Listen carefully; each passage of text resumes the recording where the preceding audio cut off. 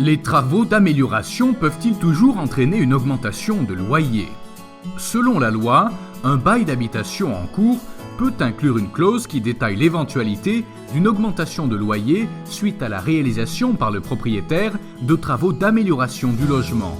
Pouvant aussi prendre la forme d'un avenant, cette clause doit obligatoirement indiquer le type de travaux à réaliser, les modalités de leur exécution, le délai de réalisation, le montant de la majoration du loyer.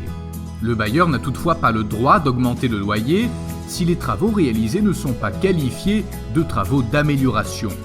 Il en est de même si aucun avenant ou aucune clause du bail ne le prévoit. Même si la législation en vigueur ne définit pas clairement ce que sont les travaux d'amélioration, sont qualifiés comme tels ceux de pose ou d'installation d'un nouvel équipement.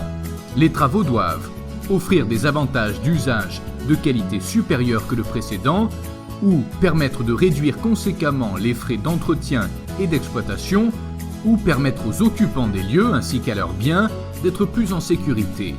C'est le cas pour la pose de fenêtres double vitrage, l'installation d'une cuisine équipée, la pose d'un digicode, l'installation d'un ascenseur.